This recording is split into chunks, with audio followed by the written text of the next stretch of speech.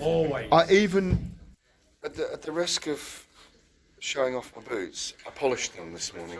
I even polished all my jewellery. Because the Gypsy King likes a bit of jewellery, although he's got none on. Got me watch on. Okay, what is that watch? Nothing. Cheap. Yeah? Fake. Fake. Okay. So there's nothing fake about the Gypsy King. Why's it all gone quiet in here? You've taken the walk. So, 6'9", Yep. 19.5 stone, Yep. 60,000 people, Yep. Tottenham Hotspur Stadium. Yep. Derek Chisora, you've beaten him twice. I'm not going to criticise right now. It's the Tyson Fury show, isn't it? Well, because what I was going to say to people who criticise is, suck a big fat dick. I think you've said that already. I've said it like in every interview. You have, so thanks for So, yeah, including just me in you, that. If you want to criticise too, you can do the same. I'm not criticising it. I've heard Frank's assessment of running down and George's of running down who was available, you wanting to be active. Obviously, the Anthony Joshua fight was in play for a month. That's a pussy. Don't want to speak about him. Alexander Usyk was in That's play. the shit house. Don't want to speak about him. But you'll probably fight both of them in That's what I won't. 2023. I won't.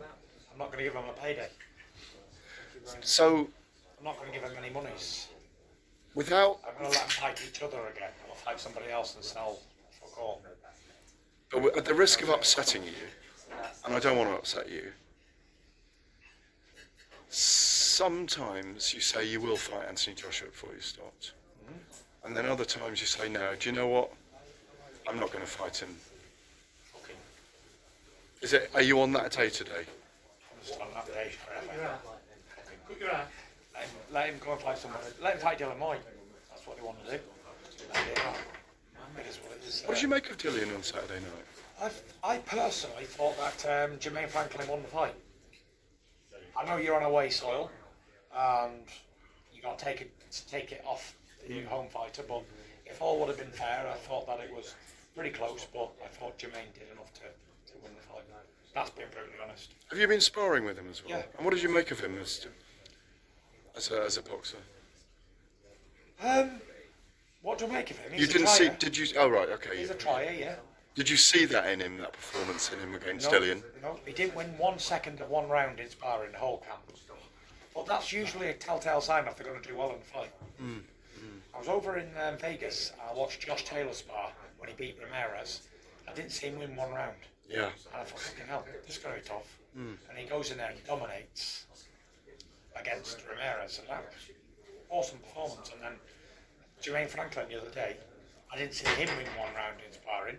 And I said to Jelena and the boys when we were running, Isaac and the other day, I said, like, people who don't win rounds in sparring probably going to perform on the night. And he did well. He looked like an old 70s style sugar, yeah? Got a question. Yep. What about for a man who wins every round in sparring? Then he can either perform shit on the night and left it all in the gym, or he can keep that level of winning going.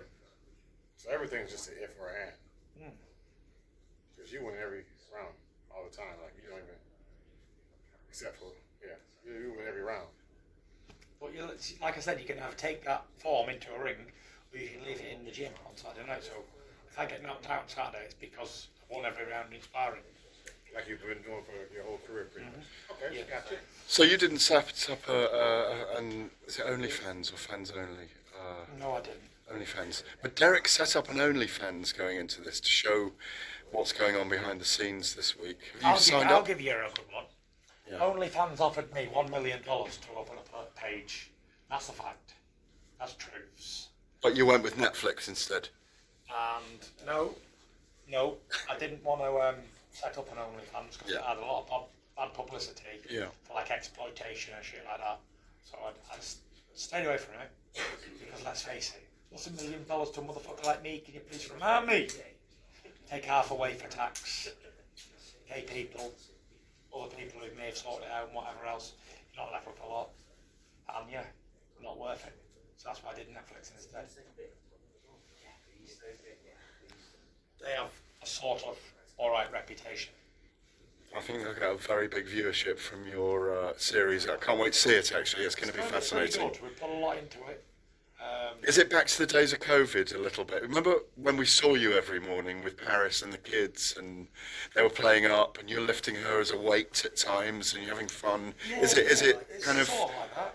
warts and all? Or, They've had a lot of stuff in it. They've had like retirement, trips away, family stuff, back boxing.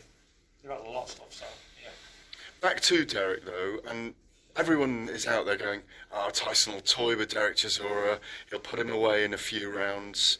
I hope I do. You can't. Yeah, I know you hope you do. You don't get paid for overtime, as we always say in boxing, but it's down to you. He is a banana skin. He is going to take it seriously. It's a massive moment for him. Yeah, He's it's a after second revenge. opportunity for a world title. Yeah. He's always been wanting this third fight, so. So are you tuned into him, his style, his changes, all those things? I'm tuned in to do a fight, yeah. Ready for whatever anybody brings, I'll be ready for on the night. When we were at your homecoming in April at Wembley Stadium, you said it was an amazing night. It was quite emotional. 60,000 tickets, I understand, sold for this. It's the Tyson Fury show. It's a second homecoming in a way. Are you excited to be in the stadium again? Hopefully it doesn't snow. Yeah, back-to-back stadiums, and if it snows, that'll be an added bonus. Yeah, it's pretty good, isn't it, to want to do Wembley and then do Tottenham. And who knows what we do next. Well, let me ask you about that. I mean, as you say, there's something in you that sticks in the craw about Anthony Joshua and Alexander Usyk at the moment. But as we go into 2023, then, when do you want to be active next year? Do you know what? I've never really thought about this at this camp. Like, I'm only thinking about beating Derek Chisora, and then we'll think about Christmas after that, and New Year, and whatever else. And then we'll look at what's available after that, if anything. This might well be my last fight, don't know. Don't know yet. You've said in the last few weeks, and you said at Spurs at the press conference that, do you know, I might have to stay active for my own mental health and for my own physicality, all those things. Everything. It's a big ball of shit rolled into one, to be fair. All of it. It's like, something you never let it go, you know? It's like, you can never let it go, and it's always going to be a part of you. So. If you could look back on 2023, you've grown, you've really crossed over into the mainstream. You had the trilogy fights with Wilder that ended, just over a year ago. You now inhabit a different place as a public figure, a star, a mainstream crossover star. You're very comfortable going whatever show, TV show, radio show, whatever. You're very good at your own publicity. What's the big change for you in 2023? What, 23 coming? In 2022, this year, yeah. I don't really think any different, to be honest. The rest of it, I'm not really interested in interviews and all that, like media appearances and stuff. Like I say, I just like pottering around Morecambe Bay, going back and forward to the school, back and forward to the gym, and all the time I got a fight lined up, I'm very happy in camp. It's like a spa break. Go there, do that, eat clean, drink clean, have a healthy life, and then go and have a little bit of a month or so off, and then back to it. I don't know how long that can last. Are you still enjoying the visiting tours around different cities and meeting the fans? Yeah, we still enjoy those. Gets me out, keeps me active, keeps me focused. I've got another 7 coming up, I believe, before Christmas. Start on the 10th. I haven't been booked yet. What's going on? We'll have to get you booked then, won't we, son? I have a busy schedule from the fight. On the 7th and 8th, 7th I've got to travel to London, 8th I've got a book signing in Leadenhall Market. Third book. On the 9th, which is the day after, I have Manchester Craft Centre book signing. 10th, and I start a 7-day show then. And I finish on the 18th. Tell us about the new book then. The new book's been a fantastic time writing it, and putting everything into it again, and revisiting old times and putting it into a different mindset. The way I've now feel like I've recovered from what I was going through back 3 years ago when I was writing that first book, looking at it more in the same way and just reassessing stuff and going over a lot of stuff in there, a lot of personal stuff as well, a lot of untold secrets in there, a lot of funny stuff in there as well. So yeah, it's definitely worth a read, for sure. You're in a different place than in 2022. The demons haven't come to you in 2022. Oh, I've had plenty of demons in 2022. I've retired, I've come back. What happens with that? Is it you waking up in the morning and going, God, I've done this, I've done that. Do you know what? I don't really want to box anymore. How does it come to you in your... Yeah, it's like now, I've not really any interest in boxing, but I sort of need it, if that makes sense. I wish I could just walk away from it and just wash my hands. That's it, leave it.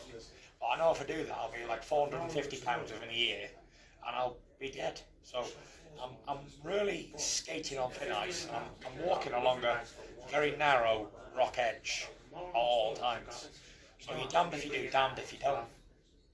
But are you better off when you talk about it and put it out there than how you're feeling that day? I don't feel any better. I only feel better when I'm training and fighting. That's it. That's your comfort. That's it. But So those... I do this shit for. Yeah. You know, I suppose if you've been doing it all your life, like I have, it's been a very big, important part of your life. To let it go and get rid of it, it's almost like can't happen. It's almost like the Lord of the Rings, the precious ring. Everybody says they can get rid of it until they've got it, and it's like, oh, yeah. My precious, no. So it's the chemicals in your body when you're training, when you're working, when you're sweating, when you're sparring, when you're on edge from fighting that helps you. I was training the whole time I was off in the 4 months. It didn't make me feel happy. Okay. When I finally knew it was gone, and I wasn't getting it back, when I vacated my Ring magazine title and phoned Mauricio up for the WBC belts that I'm not going to be boxing anymore, when that realisation set in, it was very, very, very a dramatic downfall straight away. Can I pry a little? Did you talk to Paris about how you feel? Is she the one that understands you best in this way, or not? I don't know, you know. I don't. Or you don't burden her with it? Really, there's nothing really I can say about it. I know what the problem is, and I know how to fix it. The problem is boxing, and how to fix it is to keep doing it. And that's it, and he won't leave me alone. And you talked about that last Wilder fight where you both took a lot of damage as something you don't want to do for too long.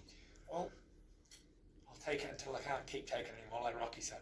Yeah, but you seem to get more mentally alert rather than less after all these fights. Well, we'll find out on Saturday night, won't we? You singing or not? For sure. Before, after, during? After. I mean, after, okay. Maybe a little bit during as well.